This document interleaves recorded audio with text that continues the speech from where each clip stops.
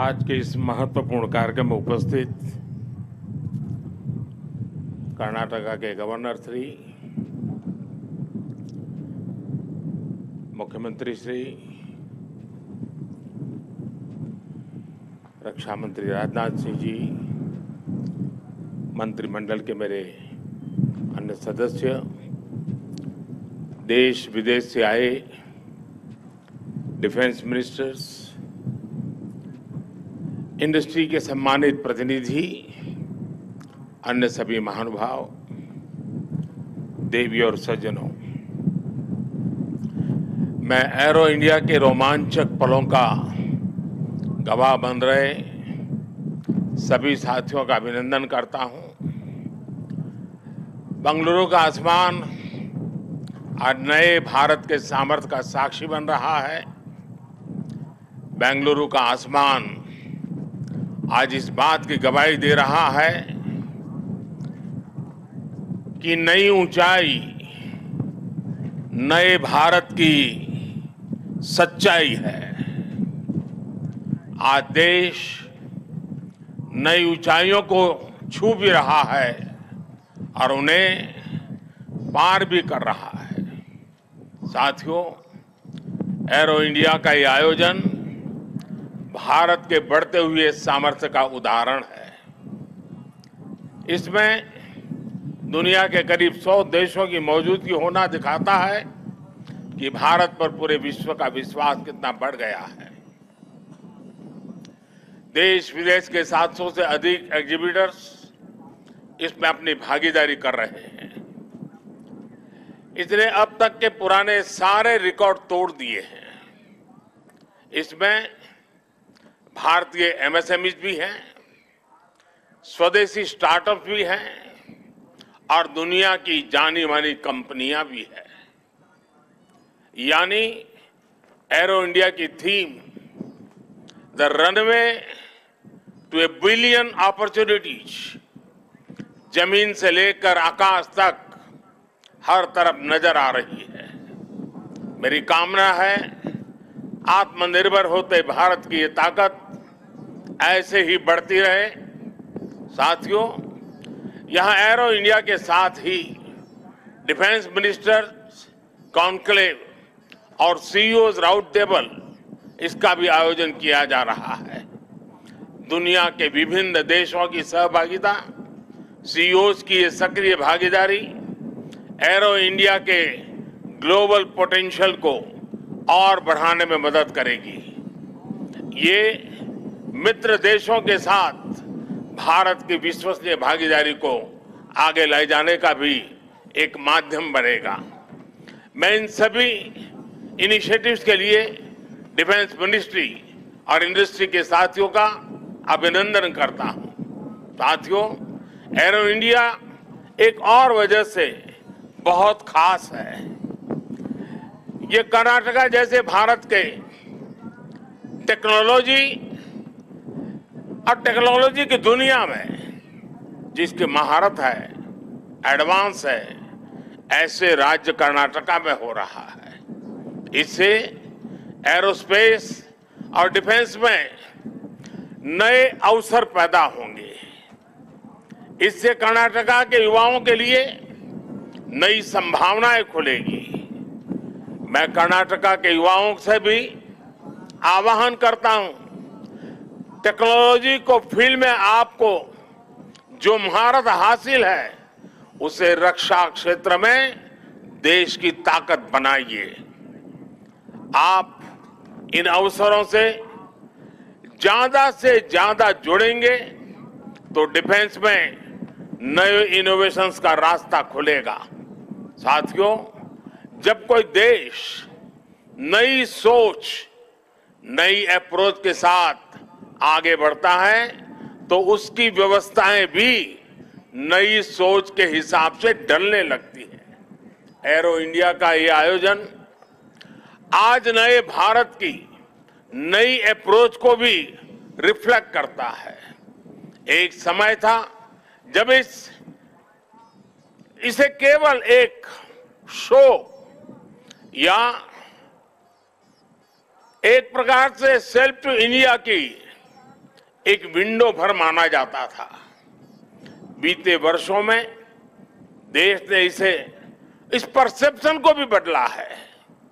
आज arrow India केवल एक शो नहीं है, ये इंडिया की स्ट्रेंथ भी है। आज ये इंडियन डिफेंस इंडस्ट्री के स्कोप को भी फोकस करता और सेल्फ कॉन्फिडेंस को भी फोकस करता है। ऐसा इसलिए क्योंकि आज दुनिया की डिफेंस कंपनियों के लिए भारत केवल एक मार्केट ही नहीं है, भारत आज एक पोटेंशियल डिफेंस पार्टनर भी है। ये पार्टनरशिप उन देशों के साथ भी है जो डिफेंस सेक्टर में काफी आगे हैं, जो देश अपनी रक्षा जरूरतों के लिए एक भरोसेमंद साथी तलाश रहे हैं। भारत उनके लिए भी एक बेहतर पार्टनर बनकर आज उभर रहा है। हमारी टेक्नोलॉजी इन देशों के लिए कॉस्ट इफेक्टिव भी है और क्रेडिबल भी है। हमारे यहाँ बेस्ट इनोवेशन भी मिलेगा और ऑनेस्ट इंटेंट भी आपके सामने मौजूद है। साथियों, हमारे यहाँ कहा जाता है प्रत्यक्षम किम प्रमाणम, अर्थात प्रत्यक्ष को प्रमाण की आवश्यकता नहीं होती। आज भारत की संभावनाओं का, भारत के सामर्थ्य का प्रमाण हमारी सफलताएं दे रही है। आज आकाश में गर्जना करते Tejas fighter planes make in India के सामर्थ्य का प्रमाण है। आज हिंद महासागर में मुस्तैद aircraft carrier INS Vikrant make in India के विस्तार का प्रमाण है। गुजरात के बड़ौदा में C-295 की मैन्युफैक्चरिंग फैसिलिटी हो या तुमकुर में HAL के हेलीकॉप्टर यूनिट हो, ये आत्मनिर्भर भारत का वो बढ़ता सामर्थ्य है जिसने भारत के साथ साथ विश्व के लिए नए विकल्प और बेहतर अवसर जुड़े हैं। साथियों, 21वीं सदी का नया भारत अब न कोई मौका खोएगा और न ही अपनी मेहनत में कोई कमी रखेगा।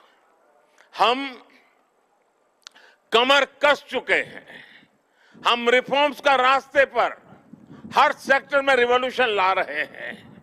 जो देश दशकों से सबसे बड़ा डिफेंस इंपोर्टर था, वो अब दुनिया के 75 देशों को डिफेंस इक्विपमेंट एक्सपोर्ट कर रहा है। बीते 5 वर्षों में देश का निर्यात 6 गुना बढ़ा है। 2021-22 में हमने अब तक के रिकॉर्ड 1.5 बिलियन डॉलर से ज्यादा के एक्सपोर्ट को, उस आंकड़ों को हमने पार कर लिया है। फ्रेंड्स, आप भी जानते हैं कि डिफेंस एक ऐसा क्षेत्र है जिसकी टेक्नोलॉजी को, जिसकी मार्केट को और जिसके बिजनेस को सबसे कॉम्प्लिकेटेड माना जाता है। इसके बावजूद भारत ने बीते 8-9 साल के भीतर अपने यहाँ डिफेंस सेक्टर का कायाकल्प कर दिया है। इसलिए हम इसे अभी केवल एक शुरुआत मानते हैं। हमारा लक्ष्य है कि 2024-25 तक हम एक्सपोर्ट के इस आंकड़े को 1.5 बिलियन से बढ़ाकर 5 बिलियन डॉलर तक ले जाएंगे। इस दौरान किए गए प्रयास भारत के लिए एक लॉन्च पैड की तरह काम करेंगे। अब यहां से भारत दुनिया के सबसे बड़ा डिफेंस मैन्युफैक्चरिंग देशों में शामिल होने के लिए तेजी से कदम बढ़ाएगा और इसमें हमारे प्राइवेट सेक्टर और इन्वेस्टर्स की महत्वपूर्ण भूमिका रहने वाली है।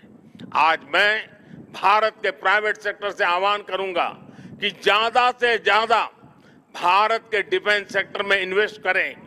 भारत में डिफेंस सेक्टर में आपका हर इन्वेस्टमेंट भारत के अलावा दुनिया के अनेक देशों में एक प्रकार से आपका व्यापार कारोबार के नए रास्ते बनाएगा।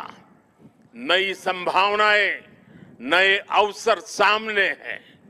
भारत का प्राइवेट सेक्टर को इस समय को जाने नहीं देना चाहिए। साथियों, अमृत काल का भारत एक फाइटर पायलट की तरह आगे बढ़ रहा है।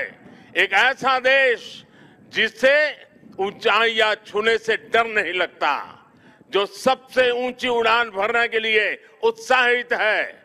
आज का भारत तेज सोचता है, दूर की सोचता है और तुरंत फैसले लेता है। ठीक वैसे ही जैसे आकाश से उड़ान भरने वाला एक फाइटर पायलट करता है। और सबसे महत्वपूर्ण बात, भारत की रफ्तार चाहे जितनी तेज हो, चाहे वो कितनी भी ऊंचाई पर क्यों न हो, वो हमेशा अपनी जड़ों से जुड़ा रहता है। उसे हमेशा ग्राउंड सिचुएशन की जानकारी रहती है। यही तो हमारे पायलट भी करते हैं।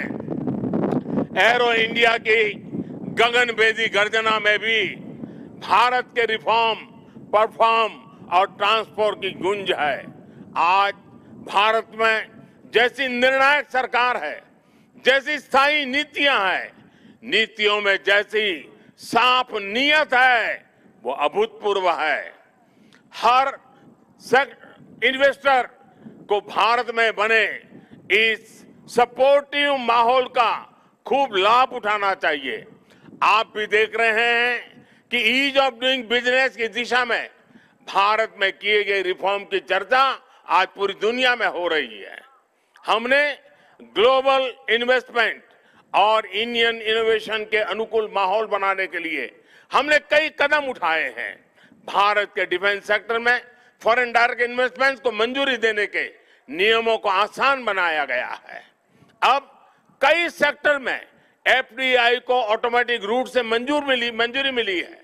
हमने उद्योगों को लाइसेंस देने की प्रक्रिया को सरल बनाया है, उसकी वैलिडिटी बढ़ाई है, ताकि उन्हें एक ही प्रोसेस को बार बार न दोहराना पड़े।